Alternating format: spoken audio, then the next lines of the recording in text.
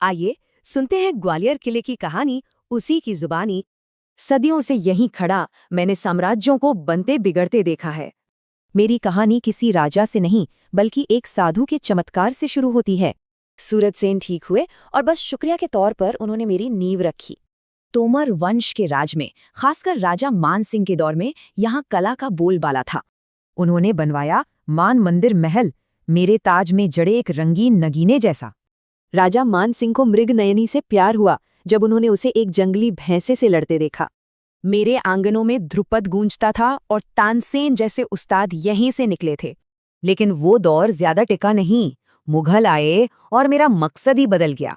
मेरे खूबसूरत महल अब एक ऐसी जेल थे जहां से कोई शाही कैदी जिंदा नहीं लौटा। कैदियों को पोस्ट पिलाया जाता था जो धीरे धीरे उन्हें मौत की नींद सुला देता था। फिर यहाँ कैद हुए छठे सिख गुरु गुरु हरगोबिंद जी, जिन्हें जहांगीर ने भेजा था। उनके साथ मेरी दीवारों में 52 और राजा राजकुमार भी कैद थे।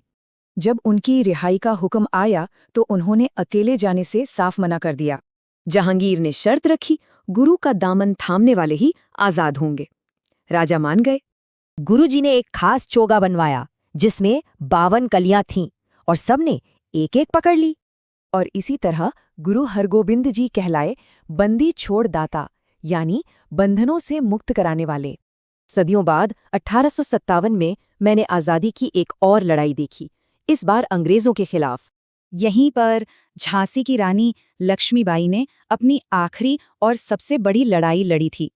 उनके दुश्मन भी उनकी हिम्मत के कायल थे, उन्हें सबसे खतरनाक विद्रोही नेता मानते थे।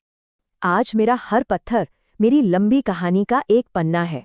जैसे कि तेली का मंदिर, जो उत्तर और दक्षिण भारत की शैलियों का अनोखा संगम है, और सास बहू मंदिर, जो एक रानी और उनकी बहू की भक्ति की कहानी कहते हैं। गुजरी महल, जो प्यार की निशानी था, अब एक म्यूजियम बन चुका है। मैंने प्यार, कैद और आज़ादी की जंग देखी है। सोचिए, मेरे पत्थर और क्या क्या राज छुपाए होंगे।